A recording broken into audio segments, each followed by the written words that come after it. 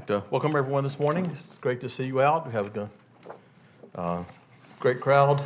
Appreciate your interest in spiritual things. That's encouraging to me, and I hope to others as well. This year, we've been told that we're having kind of a theme with our sermons related to discipleship. And I think the goal is to have a couple of lessons a month or something like that that deal with that. This is not strictly a lesson on discipleship, but I think it segues in with that, or can segue into that. We're going to talk about murmuring or complaining, and I guess I'd like to make the point up front is that that's not a disciple move. So if we are characterized by those traits and activities, then we are not being a very effective disciple. Think about being a disciple. It's someone that's following another, and they're following them because they see value in that person. They see some benefit. They see some way that, I would like to be like them. And it could be something like an apprenticeship. There are people that learn how to do forging with metal and irons and make things with the hands. It might be with carving, woodworking, and somebody might apprentice. Go to someone that's very experienced, and we start following in their steps, mimicking what they do, learning what it takes to be like that person, because that's a goal. We want to maybe do that for a living, or so we can serve other people. There are all kinds of ways to that where discipleship is effective. I know in my career, which even though I taught in the vet school for a number of years, one of the things I was thankful for as a teacher is that I was not having to teach like freshman English or history, because most of the people that are in those classes don't really want to be there. It's a required course. And so to teach in those classes, you really have to come up with something that grabs the students and causes them to want to be invested in doing that, other than just the point of making a grade. The students that I had in vet school, they all wanted to be there. They desired to be a veterinarian, and they had worked hard for many years and studied hard for many years to be in a class that was teaching them how to do that. And so I didn't have to have a hook, to draw people to be invested in the class.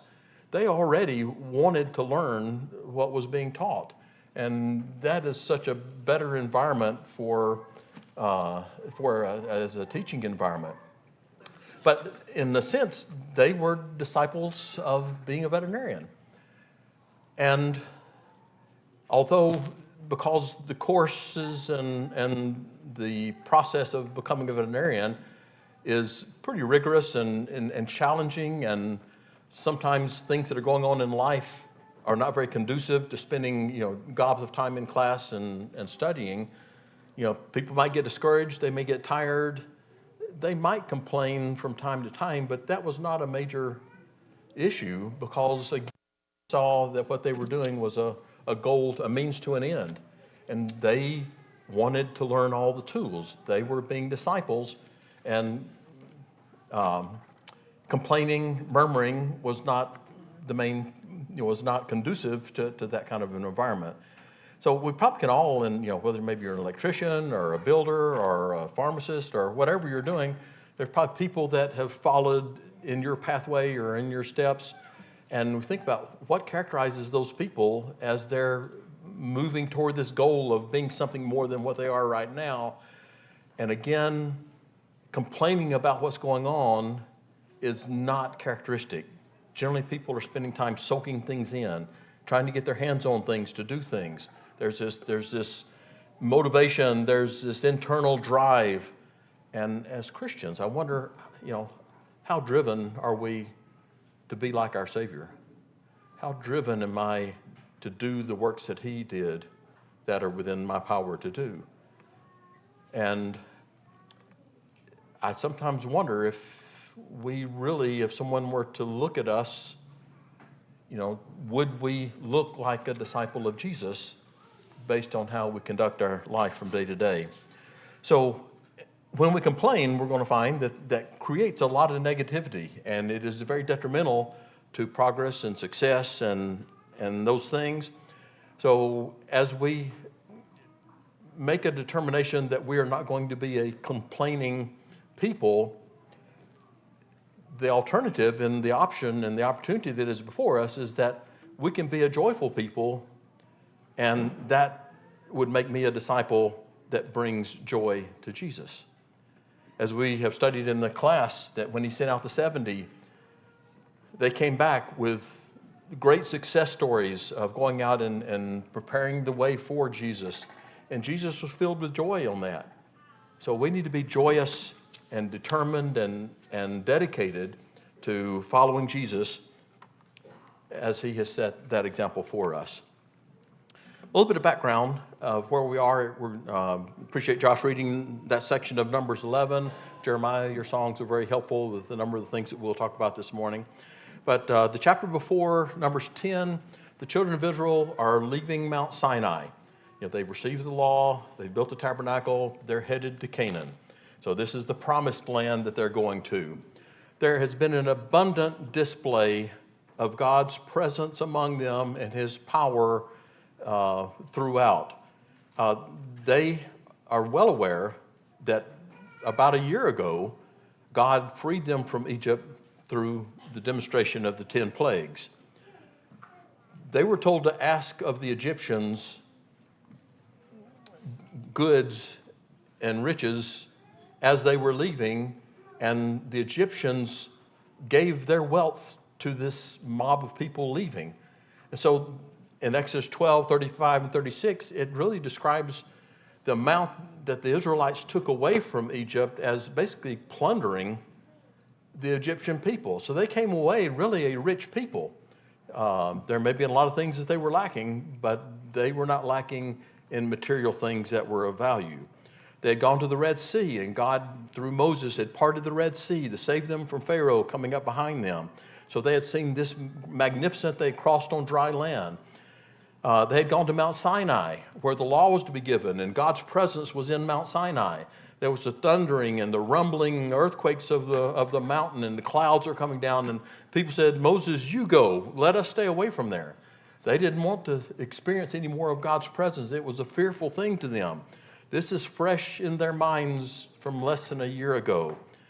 They had been given the law through Moses, and they had entered into a covenant with God.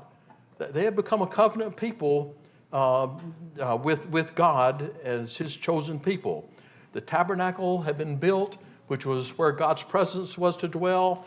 There was a cloud that was over the tabernacle in the daytime, a pillar of fire at night, and that was going to guide the children of Israel as God's presence was evident among them. They had just finished observing the second Passover. It had been 1 year anniversary of the first Passover from which they exited Egypt, and they had just done the annual observance before this moment in time. And again, they had this guiding cloud and fire, pillar of fire, that represented God's presence among them and the promises that God had made to their forefathers, to Abraham, Isaac, and Jacob, promises that they would become a great nation, that he was going to give them a promised land to live in, are now within their grasp. God is with them and among them, and very evident they have seen tremendous wonders from his hands. And then we get to Numbers 11. Admittedly, we've got millions of people traveling. There are over 600,000 men, and then if you think of women and children, their estimates said there must have been over 2 million people traveling cross-country in the wilderness of Judea and Sinai. Not necessarily an ideal situation for travel, but again, they have all these things that are assurances that God is with them and he is taking care of them. And in Numbers 11, it begins, as Josh read for us, with the people complaining in the hearing of the Lord. The people complained in the hearing of the Lord about their misfortunes. And I'd like to go through a couple of slides, talk about what are the effects of complaining. And on this first slide, I want to bring some things directly out of the context of the passage, how others were affected by the complaining that went on. And first of all, God was affected by it. God was affected by it. It says that when the Lord heard it, his anger was kindled, and the fire of the Lord burned among them and consumed some outlying parts of the camp. So it brought anger and judgment from God for them to be complaining against him after all that had taken place. There was a fire that was consuming. And then we didn't read this part, but at the end of the chapter, there is a great plague among those that were lusting, that were wanting the meat and complaining, all we've got is manna. We don't have any meat to put in our teeth. And God provided them meat, but with that there came a great plague. And it says in verse 34, therefore the name of the place was Kibroth Hattaavah, which means grave for the greedy, because they buried the people who had the craving. So there was a penalty. Complaining had an impact on God, and it's not one that any of us want to experience. Think about it when I want to complain.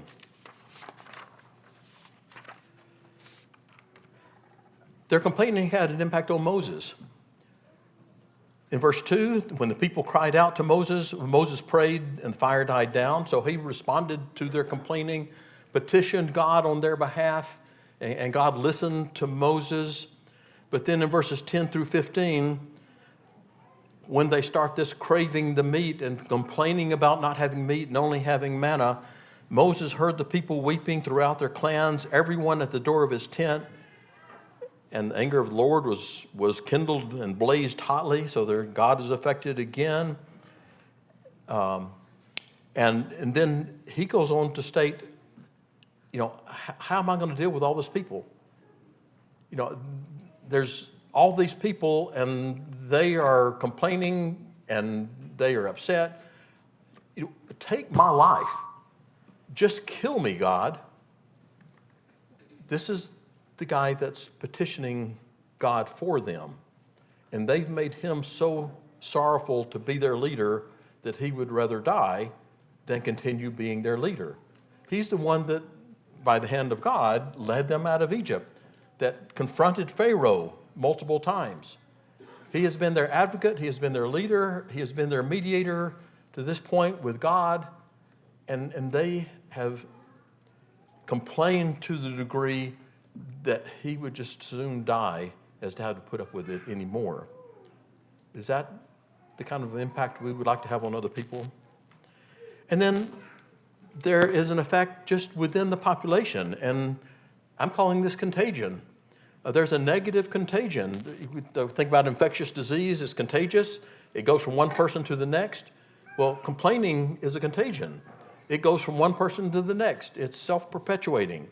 So we have in verse 1, the people complained. And then in verse 4, and these people complaining were apparently the Jews. But then in verse 4, there's this rabble or mixed multitude, and they start craving and complaining. And then that feeds back to the Israelites, who start weeping and crying because we don't have any meat to eat.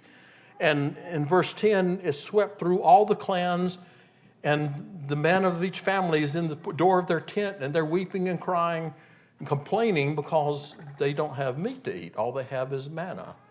So see how that spread like wildfire through all the people that are involved there.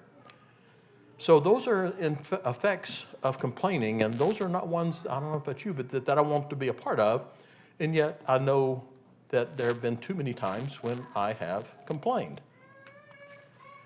Some other effects of complaining, they're not necessarily coming directly from the text, but just from experience. And also, if you look at some managerial information, workplace ethics and effects and how to build a workplace, there's actually quite a bit of information about complaining in those kinds of writings. And so just some other things that happen when complaining is taking place.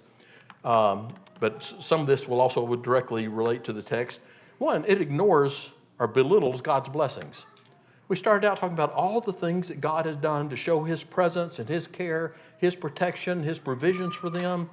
And now they're complaining against God and those provisions. And so this is evidence of ingratitude. And God doesn't like that much at all. So take note of that. So it ignores and belittles God's blessings when we are guilty of complaining. Another effect of complaining is that it decreases productivity. And pretty much in any environment, whether it's work, home, or in the church. It drains energy. When people take the energy to complain and speak negatively, it pulls energy so that there is not energy to do things that are positive and productive, the things that need to be done. It is an energy drain, and this has been described in terms of interpersonal relationships and workplace culture and environment. Productivity goes down when there is a complaining environment. Complaining distorts truth. We rarely complain only about the things that are truly maybe need to be improved. It often goes into much more than that and results in a distortion of truth, and that decreases productivity, and it distracts, again, from productivity.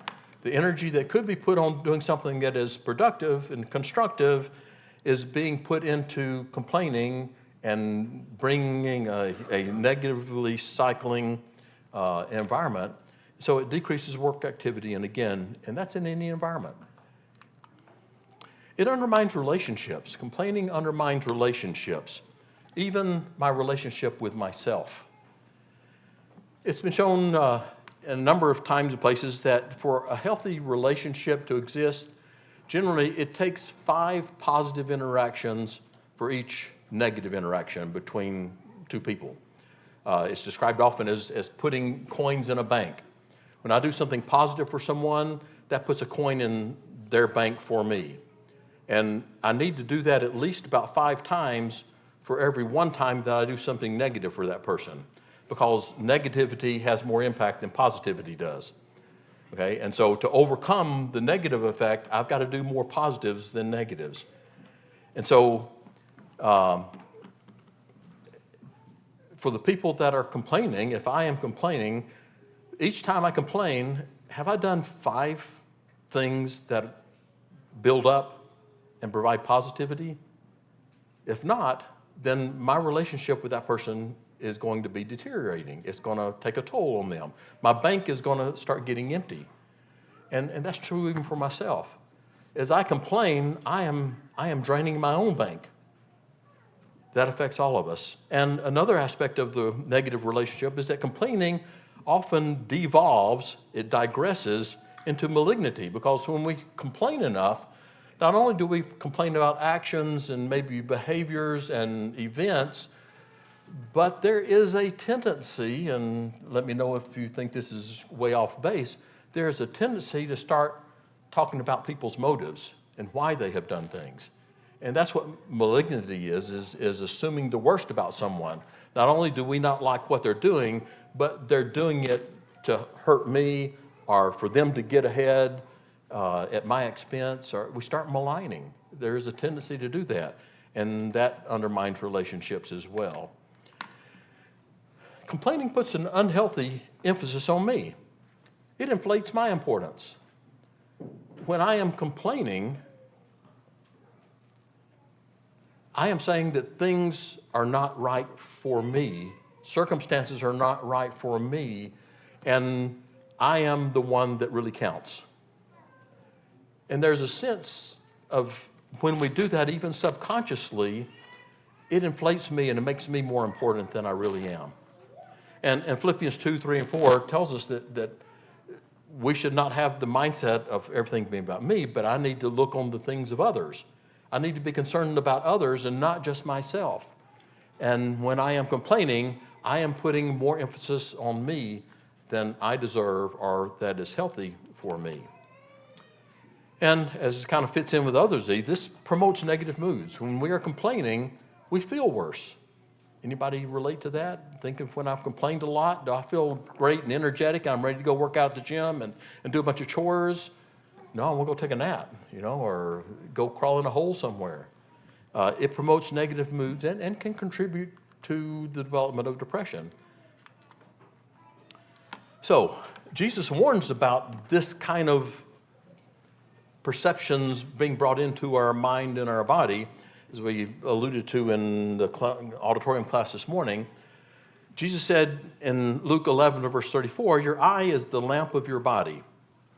When your eye is healthy, your whole body is full of light. But when it is bad, your body is full of darkness. Again, he's here not talking literally about our eyes and eyes coming in. He's using the fact that the way we perceive light comes in through our eyes, but he's really talking about our minds here and the way our minds receive information just like our eyes receive light. If we close our eyes, we're not going to receive light, we're going to be filled with darkness. If we close our minds, if we have negativity in our minds, then we're going to be perceiving darkness. If you've been reading the Waldron text in our class, they have these little yellow inserts of information. Anyway, this is one of those. I think it was very helpful in this context. It's in discussing this verse, it says, the point Jesus made about the eye being the lamp of the body is that we must be careful about the things we see and the way we perceive the things we see. If our attitude is a critical, cynical, unbelieving, or blindly stubborn outlook, then every fact we encounter will be shaded by our bad attitude. The people were all hearing Jesus and seeing his miracles. Some were believing in him and others were not. The difference was not because they saw different evidence. It was rather how they treated that evidence because of their own pre-existing attitudes. And I would suggest the way that we perceive things often is a predecessor, a precursor to either us having positive output or complaining. It's how we have chosen to perceive information. And we can be in control of that. That can be a learned activity. So, hopefully we've demonstrated that complaining is sinful. God gets angry, and he brings judgment on people that complain, particularly excessively. But why did the Israelites murmur? Why did they complain? Can we learn something about ourselves by looking at what it says calls them to murmur? First of all, in verse 1 of chapter 11, it says that they were complaining, at least in the English Standard Version, of misfortunes. Other translations say that they, instead of misfortune, it says troubles or hard times or adversity. How do I deal with adversity? How do I deal with hard times? Is my primary tool maybe complaining about them? Apparently, that was not acceptable to God. If I'm facing adversity, I need a different response than complaining. And we'll talk about that some more now. Troubles are often training opportunities. Adversity, hard times are often training opportunities, according to the Bible. Hebrews 12 and verse 11. For the moment, all discipline, so God disciplines his children and allows them to go through difficult circumstances as a form of discipline or training. For the moment, all discipline seems painful rather than pleasant, but later it yields the peaceful fruit of righteousness to those who have been trained by it. If I am not willing to accept the hard times or adversity or troubles or misfortunes as a training opportunity, if my response is just to complain about them, then I am not going to be trained by them except in a negative way. And God is not going to be pleased with that. In James chapter 1, verses 2 through 3, count it all joy, my brothers, when you meet trials of various kinds, for you know that the testing of your faith produces steadfastness. There's value to embracing hard times and growing from those hard times, learning from those hard times. Acts 5, verses 41 and 42 describe the apostles, in particular Peter and John, that had been beaten by the council and released, telling them not to teach in the name of Jesus any further, and they left rejoicing that they were counted worthy to suffer dishonor for his name. And they continued teaching and preaching. Instead of complaining about getting beaten, they went out and were more fervent than ever as Christ's disciples, looking like him in the face of adversity. Why did they murmur? Another reason they murmured is attributed to their associations. So in Numbers chapter 11 verse 4, It says, now the rabble that was among them had a strong craving, and the people of Israel also wept again and said, oh, that we had meat to eat. We remember back in Egypt. So their associations contributed to them complaining. And these are, again, the mixed multitude or rabble.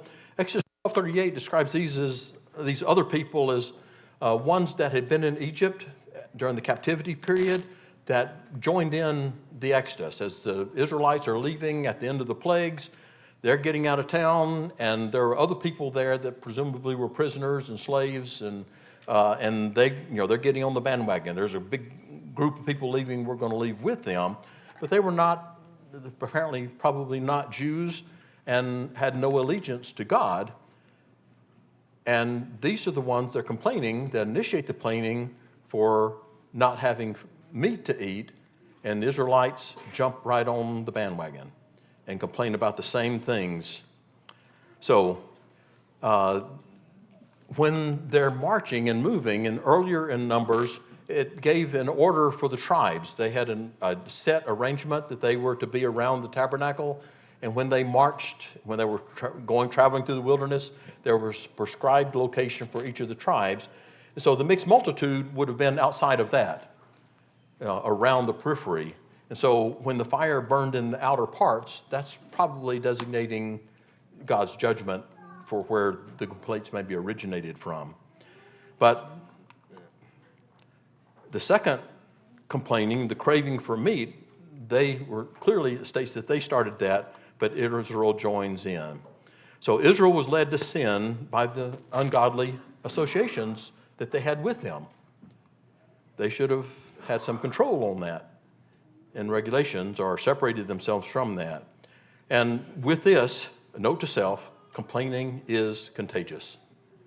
I need to not do it because it will lead to other people complaining. I don't need to be around complaining people because it will feed into my thinking. It's something for us to be wary of and to avoid. Associations, it's been taught everywhere or all over the place that associations affect our thinking and our own behavior. Proverbs 13 and verse 20 says, whoever walks with the wise becomes wise, but the companion of fools will suffer harm. Proverbs 14:7, leave the presence of a fool, for there you do not meet words of knowledge. We need to be careful who we're around. Can a man carry fire next to his chest and his clothes not be burned? If we're hanging out with people that have different and dangerous values and actions, we are going to be affected by them. We need to be careful for that. Other passages that describe warnings about the company that we keep are listed here. We won't read all of those. And so just a few quick suggestions or recommendations related to this. We need to know our neighbors. And by neighbor, I don't mean just our person living next door to us. We need to be aware of and have an understanding of who our associates are, whether it's classmates at school or people that we work with or someone in the neighborhood. We need to know them. We need to, as we're meeting them and getting to know them, we need to be looking for and trying to evaluate what kind of character do they have? What are their values? How do they behave under different circumstances? Is this someone that's going to be a positive influence, or is this someone that I need to be careful around because they might lead me in the wrong direction for my values and me being a disciple of Jesus? We also need to know ourselves and what our weaknesses are. There are some people, I remember guys I grew up with in high school, there were a couple of them, they were just chameleons. You know, they were like whoever they were around. They changed their color with the change in associates, and that didn't serve them well. And so we had to encourage them, stick around with us. Don't go with those people, because when you go with those people, bad things happen. And we need to know ourselves, and they sometimes would not, seem to have a recognition of what their weaknesses were, and how to conduct themselves or choose associates that would help them to do the right things.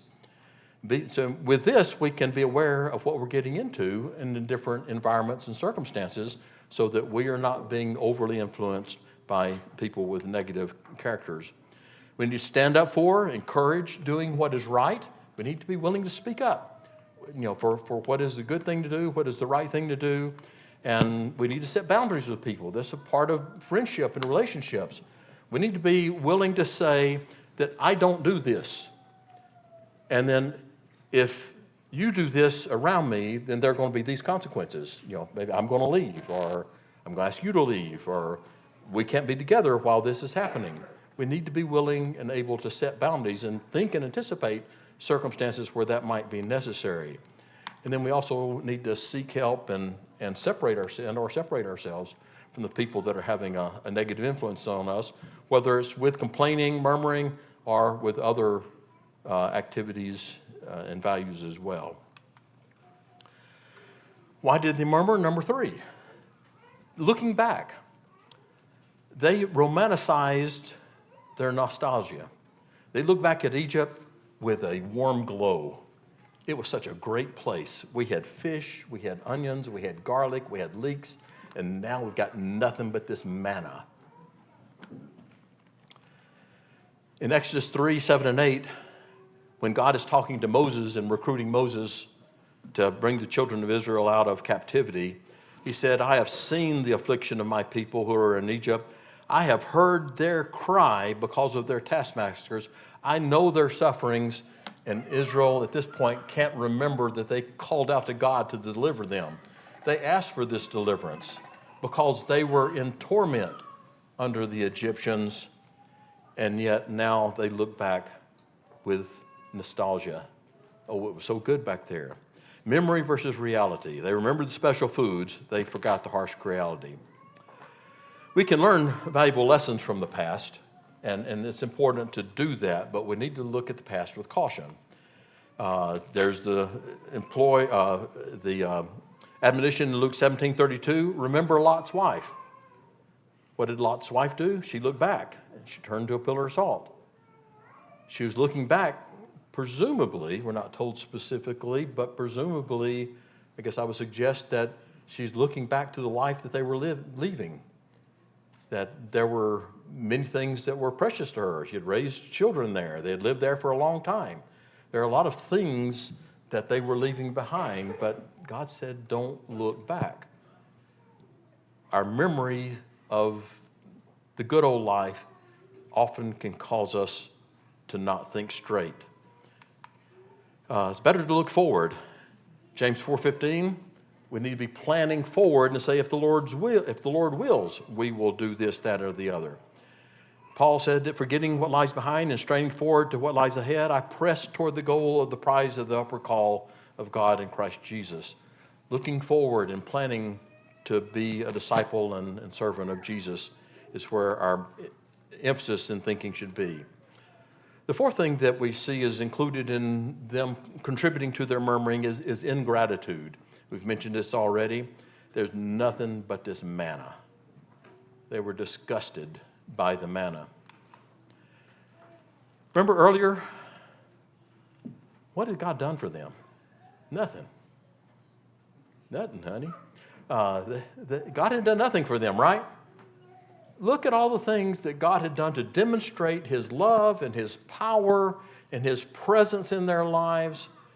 And all they can say is, we don't have anything but this manna. Has God been completely absent? And it's when they say that it says that I'm looking for the anger of the Lord in verse 10 blazed hotly. That's infuriated God. And if we look later on in Deuteronomy chapter 8, verse 2 and 3, at the end of the 40-year wandering, Moses reveals God's intent through a lot of this. And I'd encourage you, if you have an interest, go and read the whole chapter, Deuteronomy 8, where God reveals His plans for His people in bringing them out of Egypt and fulfilling His promises to them. But here He states that, after 40 years and looking back in hindsight, this is what I was doing. In verse, I'm going to jump down. I was testing you to know what was in your heart, whether you would keep His commandments or not. He humbled you and let you hunger and fed you manna which you did not know, nor your fathers know, that he might make you know that man does not live by bread alone, but man lives by every word that comes from the mouth of God. This was a test to see how strong their discipleship was. And of course, they failed it miserably. So, it's important that we distinguish needs from wants. Lots of times we want things that really aren't needs, and we mistake the two. God plus manna was all they needed. God plus manna was all they needed. And I would suggest that a disciple's attitude should be, when I look at my relationship with God, when God is all I need, if that's what I look to for my future, that all I need to succeed, all that I need to be, all that I can be is God, I will never live in want. When God is all I need, I will never live in want. The fifth thing that we find in this context of contributing to their murmuring was a lack of faith or trust in God. And with that, they were rejecting the plan that God had for them. In verse 20, it states, because you have rejected the Lord who is among you and have wept before him, saying, why did we come out of Egypt? Why did we come out of Egypt? Why did we come out of Egypt? It was great back there, right? But when that's their question, when that's their complaint, why did you bring us out of Egypt? You know, we're sitting out here in the desert, and all we got is this manna. What did you bring us out here for, God? That constituted a rejection of the Lord.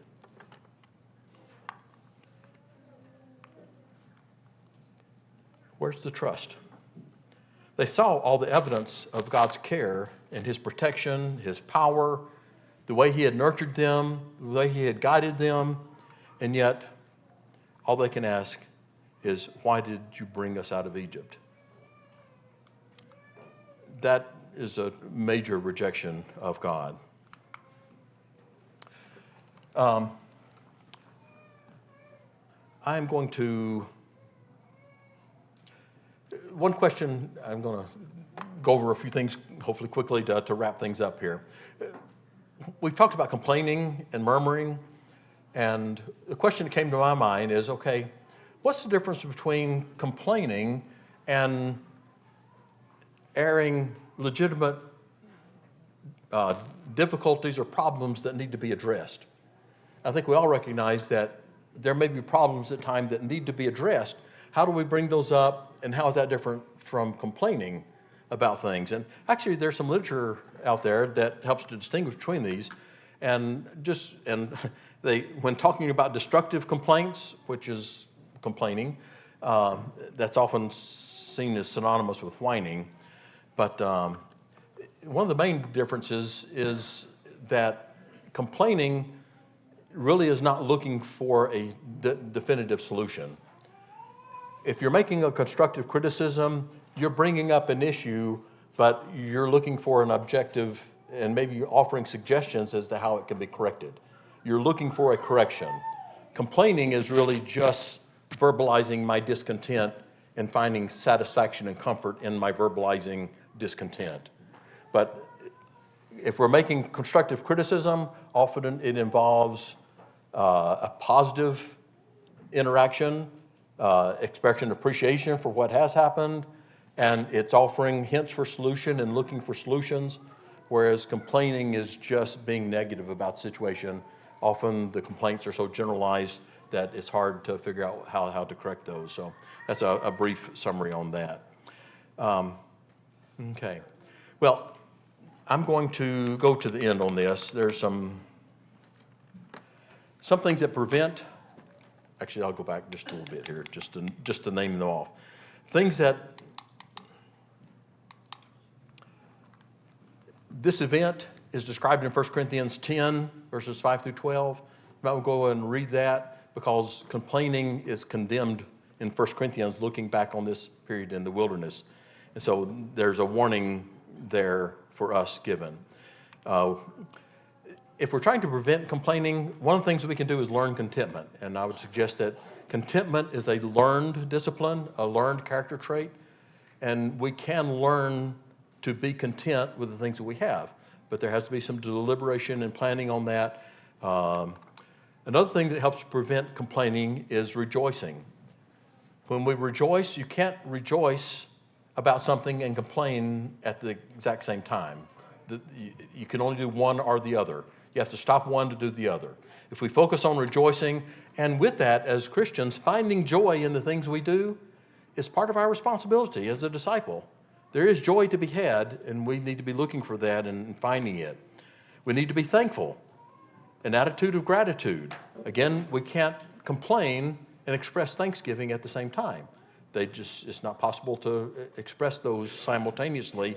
And we're told to give thanks always and give thanks in all circumstances to the passages here. And the fourth thing and the last thing I would suggest is we need to find purpose. One of the things that help us to overcome complaining is to find purpose in our lives. The Israelites were missing that. Why did we come out of Egypt?